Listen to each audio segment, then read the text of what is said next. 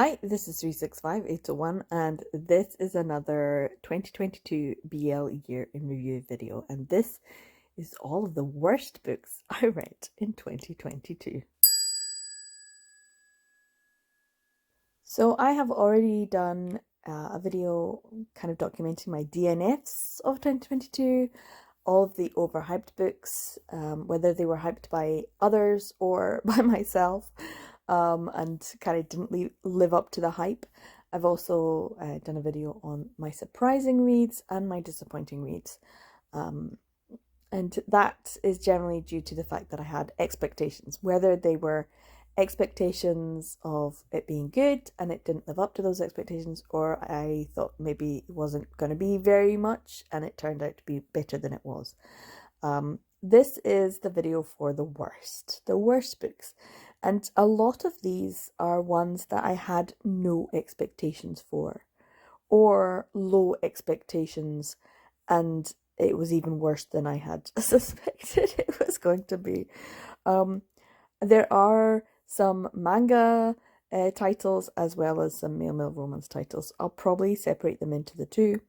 And then there's one extra one, which is, unfortunately, I'm going to probably talk at length about. That is kind of in its own little category and is probably the worst for very sad reasons.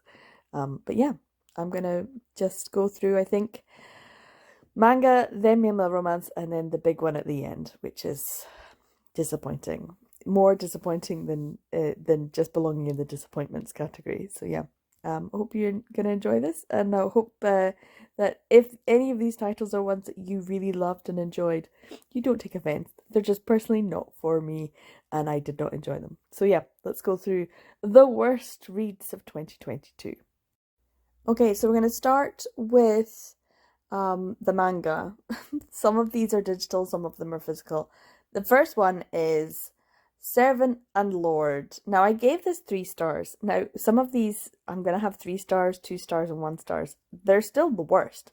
And having gone through everything that I read, so many of these I'm like, why did I give this 3 stars? This is obviously a 1-star read. I really feel like I should go back and be like, some of these I gave 4 stars and I'm like, no, 5 stars, I love you. And then I have to start thinking about it, like, no. But some of these lower ones, I'm like, I have no idea why I gave you more than a 1 star.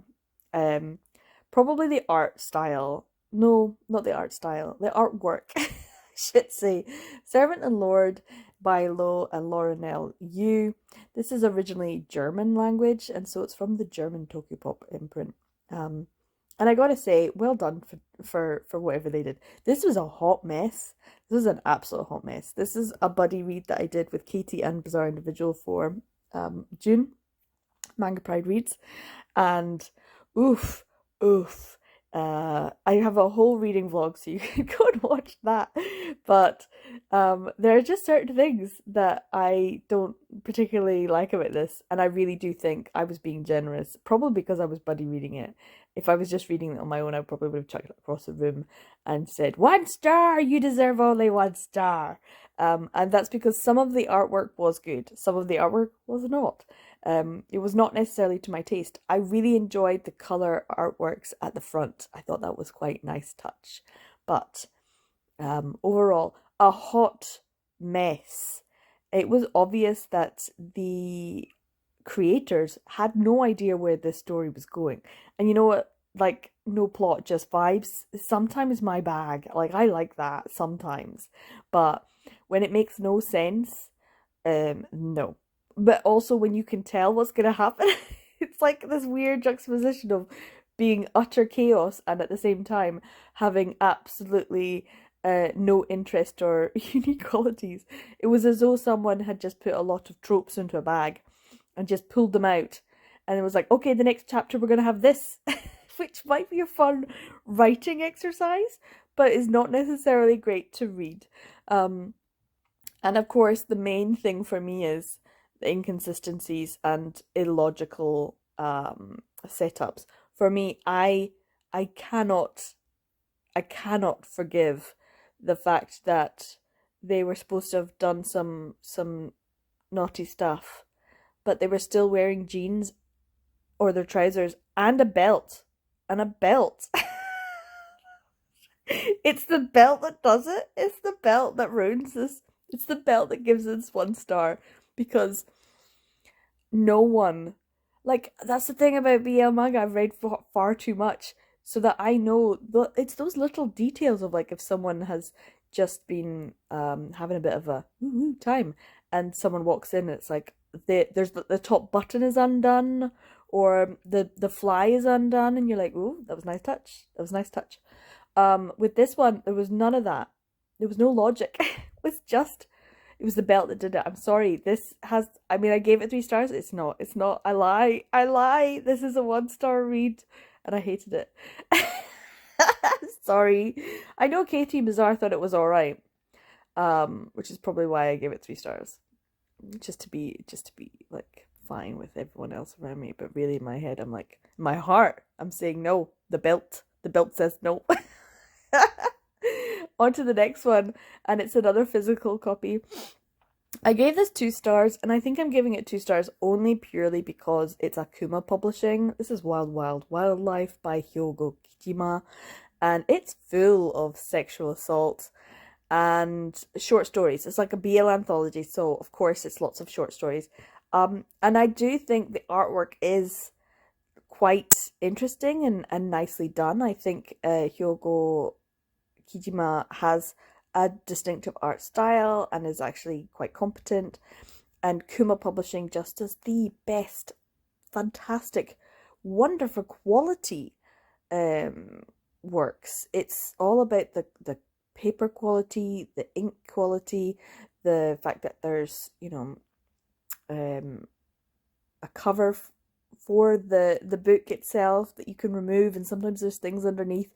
So it's very much like this is like a Japanese manga because they put some quality into their production, and I think Kuma deserves all of the accolades for the quality work that they do.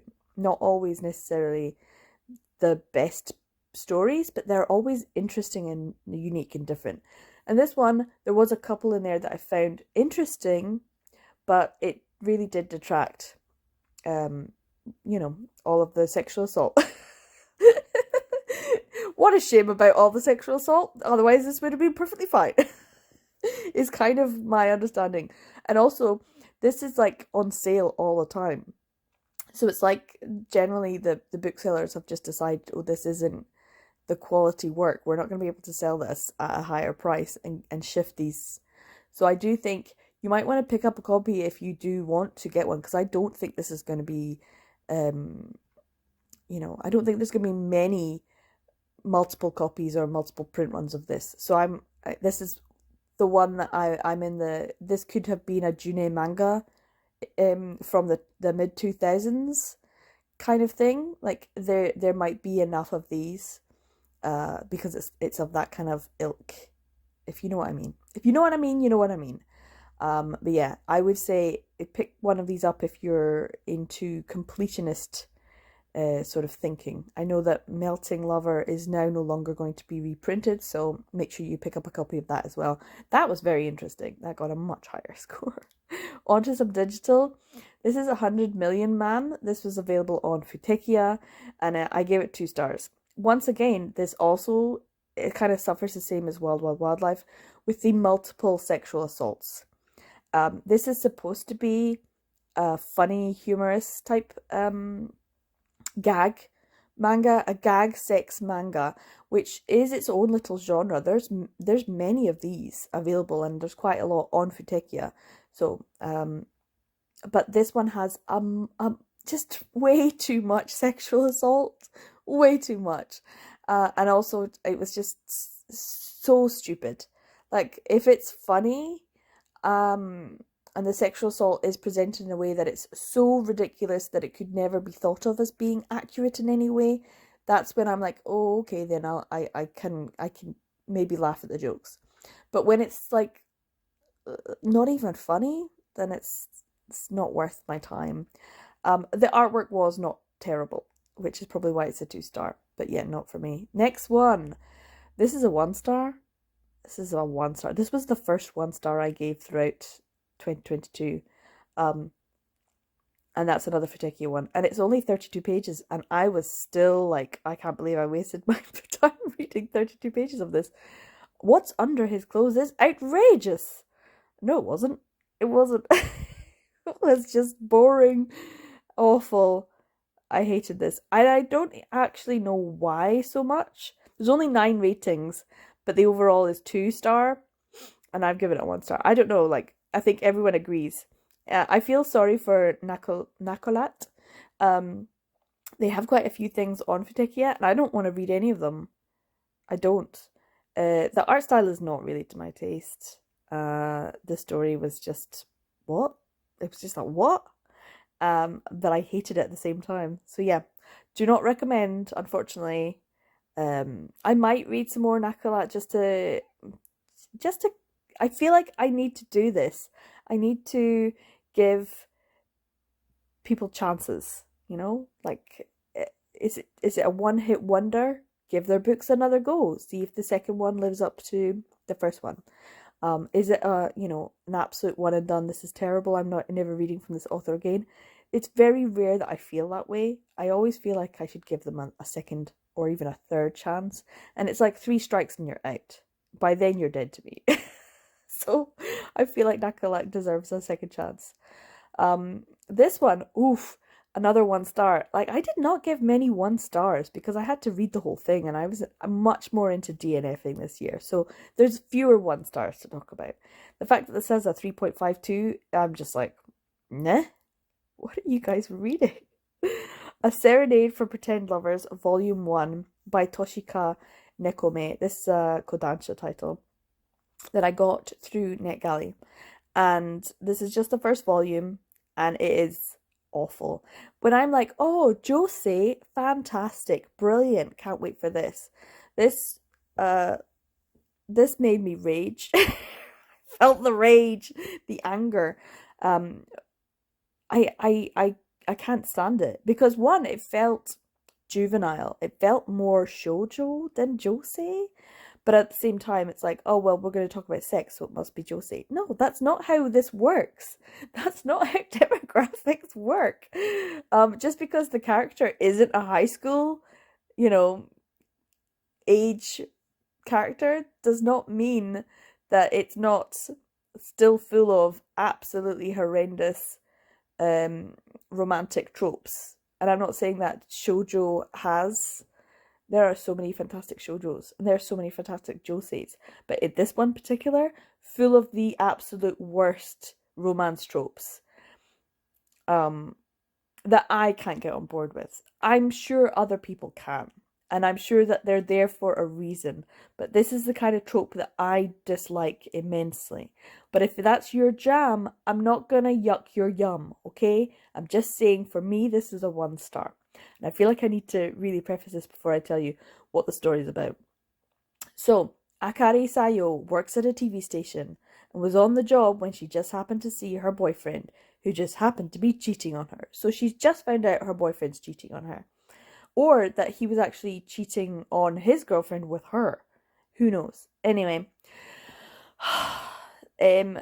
she then has to go and make a documentary about this musician Chizuru Kobuchi. It says that she has to go. No, she gets ordered by her boss, even though someone else has gone in and said awful things about this person, and the boss is just like, I don't care, you have to go. And then when she goes and complains about sexual harassment and stuff, her boss doesn't care. It's like the misogyny is there already instantly. Like, she's going to lose her job unless she goes and has, some interactions with someone who has already been shown to be a problem. And then he propositions her and is like, forces her into a sexual relationship. And the only way for her to keep her job is to engage with him in a sexual relationship. Like, I'm sorry, where is that not coercive behavior? Where is that not abuse? Where is that not rape? I'm just saying, if you're forced to have sex with someone, that's maybe not good. So I can't endorse this at any point, and I can't say this is good josei representation, because for me this is just, I mean, in a way it is, because it's reflective of misogyny and the misogynistic society in which a lot of Japanese women work and live. So in that respect, okay, but that's not the point of this. That's not the tone that this manga is setting. This manga is all about, and this is my point about the tropes, this is all about putting a woman into a position where she is forced to engage in sex. She's forced to please someone and forced to be pleased, to give pleasure and to be pleasured. She is forced to be a sexual being, and she has no control or say over it. It is something that she is forced into, and in being forced into, she is being allowed to be sexual. She's being allowed to enjoy sex. It's not her fault she's having sex. She's being forced into it. And so of course it's not her fault that she is a sexual being. It's just one of those things that, like, that whole thing of giving up control and allowing yourself to be controlled by someone else in a sexual way, I know is a big trope in romance. I know it's a big thing. It's that whole, it's a bit of submission, really. But it comes to women, there's another extra societal layer there, which is about the fact that, especially in Japan, you have to be meek and demure, and you have to, hide your sexuality or your sexual wants and needs, your sexual desires, you know. and they allowance of this because you're forced. You're being forced, so it's not your fault you're feeling these sexual feelings. And that's a whole thing that I don't like in any kind of media. So I don't like this here. It's like, oh, I can't help but feel sexually attracted to him because he's touching me in this way and because he's kissing me in this way. But I don't want to do this. I'm being forced, Oh my God. Like, this is coming from someone who is asexual. And I'm saying this with my whole chest. It is okay for you to feel sexual desire. It is okay for you to not feel sexual desire. But I am saying it is okay for you to feel sexual. You can feel sexual. Like, own it. Empower yourself. It's fine. You don't need to engage in these kind of stories. But I know some people just, that's how they go. This exists for a reason. I just don't like the reason, and I certainly didn't like the tone of this, because it was like comedy and yet there was like sexual assault, and I'm like, oh, the tone is not right. I don't know what's going on here. This made me feel very uncomfortable as a woman who has lived in Japan and experienced misogyny in the workplace, and I'm like, no, not here for that, not here for that. So this just cut a little bit too close to the bone in terms of reality, and the whole, it's just a joke. Like, no, it's not. It's never just a fucking joke to the person who's being sexually assaulted. No, I did not like this at all. I know a lot of people did, hence the 3.52, but I think actually this is the worst manga I read this year. And that's saying something, because I read some shit. As I've mentioned, this is the worst one. This made me so mad from a feminist perspective. But as I've said, if this is your yum, I'm not going to yuck on it, because that's what you like. On you go, give it a go. And the thing is, me going on about this is maybe going to make someone go, oh, I want to read that. And that's cool too. That's the whole point of reviews, is for someone to say, oh my God, this was way too sexual. And I'm like, give it to me. Oh my God, this was so gay. Yes, give it to me. This one was too misogynistic and anti-feminist. So that's your bag, go for it. But oof, no. You couldn't pay me to read this again? No. I can't fault the artwork. It was lovely. That's probably the 1 star. I'm like, the artwork was very, very cute, but it did smack of shoujo generic. art style, which is fine. Heads to 1 star. Yeah, okay, on to one that I haven't actually rated. And that's because I tried reading it twice. We finally did manage it. This was a buddy read. Challengers by Hinako Takanaga. This is so old. Wow. And I haven't rated any of them because I still can't decide.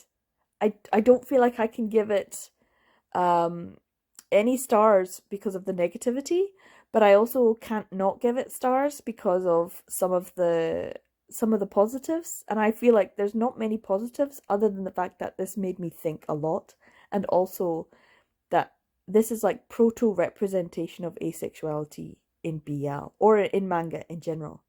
How many, I mean, that's actually something I've been thinking about since I read this, and that's why like I have always wanted to go into, like, I did a PhD proposal for something else. This is me getting really like personal, but I did a whole PhD proposal for some other area of BL. I also did like PhD, like I was thinking about doing a PhD for something else. Anyway, I've been thinking about this, and I really would like to do a little bit more research on it, and that is specifically looking at asexual representation within manga and the history of it, because I do think it would be really interesting. So if anyone has any like articles, I'd love to read it. I don't think I'll do the PhD, but if someone could do that, that would be great. I'd really enjoy that study. That would be brilliant. And I do think that Challengers is the one of the insentient stages of asexual representation within a BL manga from the mid-90s. And Tomoe is 100%. I cannot see Tomoe as being anything other than asexual and possibly aromantic. And the fact that this is called Challengers and it's all about conquest, the conquest of the asexual, which is just so wrong. It's so wrong. Any kind of sexual conquest feels ick. I mean, it gives me the ick factor. So that's why this isn't a good manga. I have to put it on this list as the worst because of that. The fact that it's called Challengers, it's all about and it has the tyrant story, the first part of it. So you do end up with you know, both of these brothers being seen as challenges for conquest. You know, can we have this sexual relationship with them? Rather than can we build a communicative, mutually beneficial, loving, safe relationship? No. It's had so much. It had so many slurs, ableist language, anti-foreigner perspectives, xenophobia, racism. It is bad, bad, bad. Across the board, it was bad. But there are still aspects of it that really just are fascinating to me, and that is because of the possible. I would love to know other people's opinions on Challengers. If you ever get the copy and you read them, did you read Tomoe as asexual? I can't not read Tomoe as anything other than asexual and possibly aromantic. He has no interest, none, no desire, none. What else is that? So yeah, it's the worst, but also it's very, very interesting. So yeah, and that's all the manga. So if you're just interested in the worst manga, those are the worst mangas. So it's not that bad. Onto some male romance. And once again, I have to specify, some of these I gave like 3 stars to and stuff. So this is not a male romance. This is an MF romance. And I actually give it 3 stars. It's one of those awful ones that gets... See, this is the thing. I have to be honest. At the end of December, beginning of January, I did this little experiment where I was going through my social media. And if anything popped out and was interesting and looked... Like, if my eyes stayed on it for longer than 5 seconds, then I had to go away and see if I could read it legally. And Royal Lichen Court by Nicole Ridley was one of those. So I actually got to read this because it just so happened that someone posted when I was like, oh, it's one of these awful ones that is on Galatea or something like that. Galatea app. So I read a couple of it. Everyone's giving it such terrible, terrible star ratings. But someone shelved it as free on Amazon today. So this was December, and I was like, fantastic. So I actually got to read this for free, which is great. Even though it wasn't good. It wasn't good. As you can see in the synopsis, like there's not much synopsis. I'm trying to remember what it was about. It was about a woman who, oh, was very like cheesy. Um, you know, werewolves and lichens, and she was cleaning, and the rich people, and oh, it was terrible. But also, I had a great time reading it because it was trash. I gave it 3 stars just because I laughed my ass off most of the way through this. Um, and also because I didn't find the sex scenes between the male and female leads uncomfortable. And as someone who's asexual and has a bit of an issue when it comes to female sexual bodily representation in media, I don't always enjoy it. It makes me feel a little uncomfortable. This one did not make me feel uncomfortable, so I did probably rate it higher just because I had a good time with the absolute nonsense. But it's terrible. It's one of the worst. It's 100% one of the worst things I read. But I did read it, so I don't know, maybe it was alright. Here, on to some male romance. I gave this 3 stars. This is Dragon the Scholar, part of the Dragon Horde series. I read this first one. This is Minerva. How? I was kind of bored.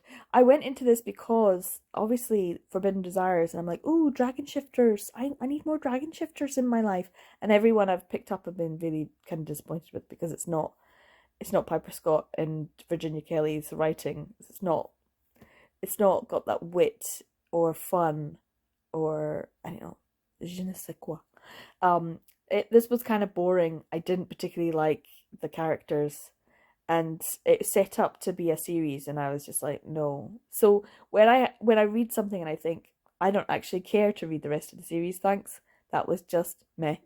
Um, it's kind of it's not great. But I did give it still 3 stars, but I have no intention of reading anymore. On to Two for Trust. This is an L. Brownlee one for Dream Spinners series. This was so dull. Like nothing happened. This was literally no plot, just vibes. And I only read it because the character, who's an American nurse, is called Finch, and it reminded me of the Forbidden Stories. And I was like, great, Finch, I'll have a read of this. Oh, it's terrible. So he goes to a National Trust property and ends up meeting the guy who owns it, and he just like takes him around and feeds him. That's the story. And that was it. That was it. And you're like, all right, so he's just gonna end up marrying the lord of the manor. Okay, how very American of you, which is also very rude, but it's also very much like it's like a weird, it's a weird romance trope for Americans. Like, oh, we're gonna go to this European country and meet the royalty or the aristocracy and end up marrying them and living in their mansions, or their stately homes. And it's kind of like, yeah, I can see that, but also, it's like, I don't know, maybe it's a very white woman thing. Tell me if I'm wrong, because this might not be. But it does kind of smack of that whole colonialism, but it's like going back to the motherland, which is a bit ugh for me. Ick. Because it's still there, like all that land and all that money that mostly probably built on slavery, just in case you didn't know. It's still the same now. I'm gonna say this. There's a guy who owns an estate just north of where I live, and he owned all of these online clothing brands. He's like Danish or something. Which all, like, he made his billions through sweatshops, which is modern slavery. And he purchased an estate from, that's just north of here, an estate that was built on historical slavery and the removal of the lowest classes of people on the land. People that the Highlands I live in, it's a grand old history of rich people from other places coming in and removing the people who live on the land, and carting them off to other places in the world so that they can then also remove indigenous peoples from their land. It's not a great history, you know, when they talk about slavery in general, and slavery specifically. So yeah, 2 for trust. I read it with like ew and ick feeling. I still felt like, okay, Elle Brownlee, she's doing what she's doing, she's giving what she's giving. There's a point for this.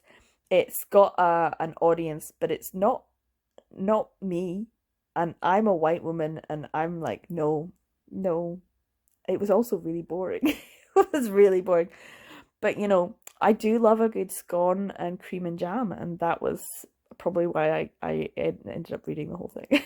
Just because I do enjoy a good, you know, National Trust cafe. They're good. On to How to Vex a Vampire by Alice Winters. Wow, I was like really looking forward to Alice Winters because people go on about how great, and she's prolific. There's loads of books. This is a whole series. The emotional whiplash I got from this, oh my god, it was like, pick a fucking lane, woman. Are we a comedy, or are we, you know, like a serious detective show? And also, this doesn't seem like a great this is an anxiety inducing the whole time. I was like, what is going on? Could not get the tone down. I don't know if Alice Winters can get the tone down, or I could just not pick up on what the tone was supposed to be and then just be comfortable with it, because this was all over the place. I could not. I was like, oh, this is like a buddy cop type thing. Great. Okay. Oh no, hold on, wait a minute. What's going on now? And oh, wait. Did someone just died? What? It was all over the place. Why are you laughing? It was always like, what? What? I could not get on board with this at all. And I was bitterly disappointed because I was so excited about, oh great, another sort of paranormal, urban fantasy, male romance, mystery. Great. This is like ticking all my boxes. No, the writing I could not get into. But once again, I will say, I will have to give Alice Winters a second and possibly a third go. I just finished reading, at the time of recording this, a Annabeth Albert's book, which is my second Annabeth Albert, and it's also a dud, unfortunately. So I'm going to give her one last go, and then I'm just going to say no to Annabeth Albert. If it's a swing and a miss, if it's another strike, if it's a third strike, it's a strike and out.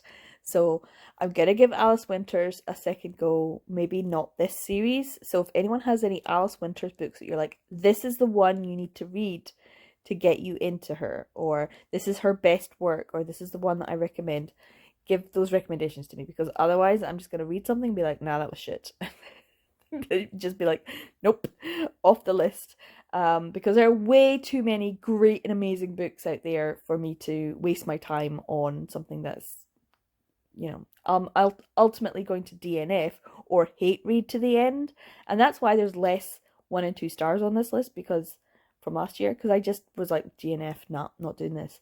So yeah, unfortunately, Alice Winters is 1 down. She's got 2 more chances to go. This was not it. On to, this is, I gave this 3 stars. I should not have given it 3 stars. This is actually a 1-star read for me. And when I clicked on it, I was like, why did you give this 3 stars? This is awful. And it's probably because it's Alexis Hall. How to Bang a Billionaire, the Arden St. Ives, this is number 1 in the series. I will not be reading, once again, I will not be reading the rest of the series. This was horrendous. And I mean that in the... This is the worst. I think I actually hate this more than I hate anything else that I read this year, because it's Alexis Hall, and I was like, oh great, this is going to be good. Ooh, How to Bang a Billionaire. This is going to be silly, nonsensical fun. It is not. It is trauma. And it is a really abusive relationship in the making. And this is just book 1 of it. And I'm like, you know, usually I'd be like, run girl, run. But in this case, it's run, boy, run far away from this person. No, just no. All of this, no to all of it. This was awful. And I felt really bad because it was in Alexis Hall, and I don't know. So that's the reason why I cannot say Alexis Hall is a good book, like author for me. Boyfriend Material, I didn't want to read and enjoy, and I kind of did, but there was things about it I still didn't like. I hated the ending. Um, really was not a good ending. And also, Husband Material was good in a way, but also it's just a rip-off of Four Weddings and a Funeral. And also, the ending was exactly the same. Like, they started and ended the same in the same position. That wasn't the case with Four Weddings and a Funeral, because at least with Four Weddings and a Funeral, there was a progression of their relationship from the first wedding to the end. But with Husband Calling, they started and ended in the exact same position. There was no need for that book. So, except to introduce some characters that they're going to have another book about. And I was like, I don't know. This guy seems like an arse. Why would I want to read his book? Like his romance story. And also, there was no need to. It was superfluous. I still gave it 5 stars because I had a grand old time and a Patreon exclusive reading vlog. So if you want to, you can go over to my Patreon. I'm only $1 a month for access to lots of early access and free Patreon exclusive stuff. So, no, Alexis Hall, no. This was awful, and it made me not want to read any other Alexis Hall because some of the books are they've got mixed reviews, and so I have a few already. I'm kind of excited about some of them, but this one I was excited for something fun and silly. No, read those trigger warnings. This was not it for me. I'm going to have to change that star rating. The Nerd Dog Conundrum. As I've said, if you go in with low expectations or no expectations, and it's just like meh,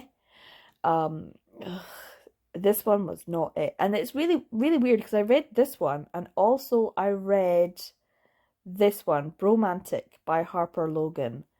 And they're the same story. It's the same story. Just one was like slightly worse than the other, but it was the exact same story, and I was bored throughout. But I was on a walk and I was listening to it, so it was fine. I just keep listening, and no. And I gave it 3 stars. I shouldn't. I should give it 1. It's terrible. May as well talk about Bromantic while we're here. This one had some Harry Potter references in it, and I'm like, that loses a star straight away. Also, the narrator's not the best. And this was actually really boring. I didn't enjoy this one either. Yeah, these are bad ones, guys. These are bad. So yeah, the Nerd Jock Conundrum, not for me. Then, Courting Death. This was terrible. Oh my god, this was terrible. So, Jill Haven, sorry. This was like a murder mystery. Omegaverse 1. And the way that it ended, I was like, dude, like, friends and family have died, and you're just like, the end of the book, like, oh, well, we can be, oh, the killer has not been caught, but you're just gonna be like, ah, well, on to the next book. There's no way I'm reading the next book. I was so angry at the way that this ended, because I was like, are you fucking kidding me? Give me a proper fucking ending. I hated this. I hated the way it ended, because I gave it a good old shot. I went like 80-90% in, kind of going, oh, surely this is gonna end. Nope, did not end the way it was supposed to. Not the way it should have done. And then I probably would have been fine with it, but no. On to this one. Oh, this was worse. This was even worse than that one. The Billionaire's Consort #1, Mastering the Muse by Peter Stiles. This is a whole collection of them. I'm not sure if they're all written by the same person, or it's just one big long series about rich people. They're all billionaires, and it's supposed to be like subdom type. This was a whole tea thing. Like this oh man, I laughed out loud. Like, this guy's supposed to be a billionaire because of a tea empire. Really? Oh, please. I mean, I know it's supposed to be, sometimes you have to suspend disbelief, but they didn't say this was a fantasy. It was ridiculous that this guy wanted to take over this guy's business. They didn't know they were, each other in the sex club. It was just trash. Sorry, Peter Styles. I'm sorry, but trash, and not in the good kind. Like, I am fine being that raccoon dumpster diver. Give me that trash. Give me that trash, and I will sometimes just eat it up. And sometimes it'd be like, no, that's actual trash. That's actual trash. And this Mastering the Muse, actual trash. On to this one, Unthinkable. Oof. I gave this a good old try. They're short little stories. The tone, all completely wrong. And I hated this one too, Victor Alexander. Really sorry, but I really did not like this. 2 stars across the board. And I had to just stop. I DNF'd one of them. I was like, no, I'm just not doing this anymore. This is shit. The great thing about some of these works is I feel like, you could be an author. You could do this. If the standard is this, you could do this. And I have to say thank you to those authors for giving me that little, that little boost of confidence by writing such shit that it makes me think, you could write this shit. You could be making money from shit. Why don't you? So maybe one day I will publish some absolute appalling shit. On to this one, The Lady Adventurers Club. This is probably the worst book I read this year. It probably is actually the worst book. Isn't that bad? It's by Karen Frost. It's something I got from NetGalley. It's not male romance. It's not BL, but it is sapphic. And I don't read a lot of sapphic. As I've said, female sexual bodies makes me feel slightly uncomfortable. This one, I don't think I actually feel like I read it all the way through. I had to skim a lot because I was just like, oh my god, I hate this, I hate this, I hate this. And I got to the end and read the end and I was like, yeah, don't waste your time on this. This was terrible. And the worst thing is, it has everything. The synopsis is amazing. I'm like, wow, I want to eat this up. This sounds great. 4 women in their late 30s, early 40s. One's a mathematician, one does Wild West shooting, one flies planes and does acrobatics in the planes and things, and one's an archaeologist. And I was like, oh my god, this just sounds fantastic. And a bit of sapphic romance, great. This is not romantic. This is predatory. And I don't like predatory, manipulative characters, sexual, predatory, manipulative characters, whether they're male or female. And this is horrendous. Also the fact that it's from someone who usually writes YA, and this is supposed to be their first adult book. The characters are ignorant and naive to the point of insulting the reader. I am so angry that I read this. Wasted my time, got me excited, and then this. Absolutely horrendous. I hated it. I hated the reading experience. It's also it reads like young. It reads really young. It doesn't read adult. And the fact that one of the characters was so predatory towards one of the others, and they were all supposed to be so naive, and I'm like, they're in their late 30s, 40s. These women have done shit. They've seen things. Just because this is a historical doesn't mean that they're that fucking naive. Ugh. Really, it was so bad. It was so bad. And I was angry about it because I felt excited. I felt duped. I felt betrayed. Okay, on to one that actually hurts my heart to talk about, and that is Love is an Illusion, The Queen by Fargo. This is the last one I'm going to talk about because this video is already longer than it should be, of me ranting and raving about things. So I'm going to say I wanted to DNF this. And that's not something I felt I would ever say about Fargo work, because I've read her other 2 that were available. I did not want to finish this. I did not want to keep reading. This was also overhyped. It was overhyped by everyone who read Love is an Illusion, loved Love is an Illusion. It was overhyped by me. I hyped it up. I was super excited. I was like, yes, we're getting more Love is an Illusion. We're going to get the characters. We're going to see them again. They're going to make cameos. This is going to be great. I'm going to have a great time. This is going to be the best. This is going to be the best. And it was the worst. So the hype was there and it was overhyped. I was also surprised by this. The very first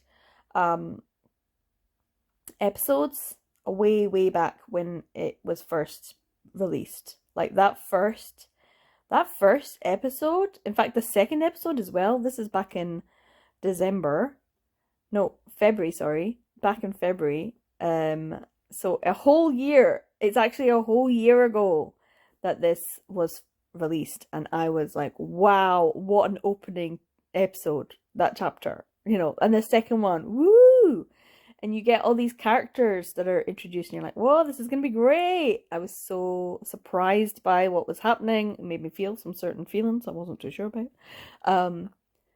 But the disappointment I felt is so immense that it couldn't even be put in the disappointing characters. It had to be put in this worst character category, because the artwork is stunning. I love the artwork. The character designs are interesting, and so much could have been made of these characters. So much could have been made of these characters. This was kind of billed as you could see, like a love triangle, but it's not, which is one of the worst things for me. When a love triangle isn't actually a love triangle, it's a love corner. And I'm like, get that fucking shit away from me. Fuck that shit. Fuck it off. I cannot deal with a love corner. If it's a love triangle, I'm fine, but it has to be a proper triangle. And this one could have been. It could have been. And it should have been. There should have been more of this sort of triangular aspect, and it could have been polyamorous. It could have been. Ugh. Could have been so much more. And that's the other thing that's so disappointing about this, is that it was wasted potential. And I'm so it hurts to say this because it's Fargo and it's Love's an Illusion. And as you know, if you've been following any of my, you know, videos for several years now, Love is an Illusion just came into my life at a point when I needed it.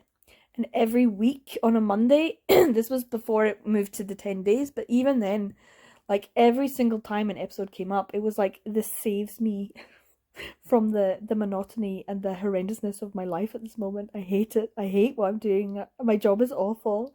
I hate every day. I'm so stressed. My body's breaking down. Oh, but I would have Love is an Illusion to just keep me going for the next week. And oof, yeah, I'm so gutted to say this. This is not it's not something I enjoyed. And there were times when I just was like, oh, there's something else I could read. Oh, that's been updated. I'll read that instead. Like, I actively was putting off. And then I would read like 2 or 3 episodes. The other thing is that every time an episode got uploaded for Love is an Illusion, me and Jen from Jen Does the Thing would be like in our DMs, each other. Woo, oh, what do you think? Have you read it yet? Oh, it's so good. Oh, this is so cute. And, you know, chatting about stuff. We didn't talk about this. We talked maybe twice in the course of this past year. So I kind of missed Jen's conversations and our fangirling about something that I actually really love and to want to fangirl about. This is not it. We talked a couple of times and Jen was giving, you know, like, oh, it could go in this direction and we think maybe this direction and this is a possible way that she's going to do this. Not something I'm going to enjoy, but at least that's the way.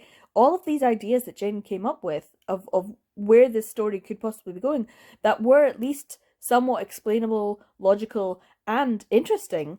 None of that happened. It was so dull. It was so boring. And that is the worst thing. This lost something from Love is an Illusion. Love is an Illusion had humanity and it had humor. And this had neither. I could not root for some of these characters and did not necessarily want them to be with each other. In fact, I think all 3 should just never see each other again. Separate and just be away from each other, because you don't deserve each other, but also at the same time you kind of do, because you're all trash. I did not enjoy this. It was boring. It was uninteresting. and it was a waste of Fargo's artwork, storytelling. I feel, I don't want to say let down, because Fargo writes the story that Fargo wants to write. I will read it and then I will make my judgment. My judgment is that I went from February to December reading this every single week. You know, it gets uploaded, I'll buy it, purchase it, have a read, and feel let down and disappointed every single time. Every 10 days, a disappointment. Every 10 days, another disappointment. My whole 2022 is every 10 days a disappointment, because the story is not hitting the same. I'm not getting the same level of dopamine hit that I did from Love is an Illusion. And I do think that a lot of it is to do with the lack of humor. There was, like, even with some of the more tense stories in Love is an Illusion that are later, like Kyung-soo's story, there's still humor there. There's still chibi characters doing and saying things that are chibi character comedy. This one, very rarely, and not very often, and not as, it just doesn't hit the same. So this was the worst, and it pains me to say this, because I, as you know, love is an Illusion. I reread that this year and I was like, see, this is great. I love this. Why is the Queen not like this? So yeah, I hate to say that this is the worst thing that I read, but the only reason it is the worst is because I had such high hopes, and because it is such a big letdown. It's so disappointing. So it has to be the worst thing I read this year, which is, like, every 10 days it's a disappointment. Every 10 days for a year is, like, yeah, you're pretty high up there on the worst things to read in, and you just keep on. It was like I just kept going back for more, hoping that this time it was going to be different. It was like being in a really bad relationship with an abusive partner. It was bad. So yeah, I'd love to know your thoughts on Love is an Illusion, The Queen. I'm not sure how many other people read it, and if you enjoyed it, because there's so many things that it could have gone. It could have been great. It was so disappointing. The disappointed hopes of the potential is the worst of it. Anyway, that's everything. I've talked for almost an hour. Honestly, all of these videos are kind of like podcasts rather than actual videos, but I do hope you find them interesting. And if I did slag off your fave, sorry. It's just not for me. And I'm glad that you enjoy it.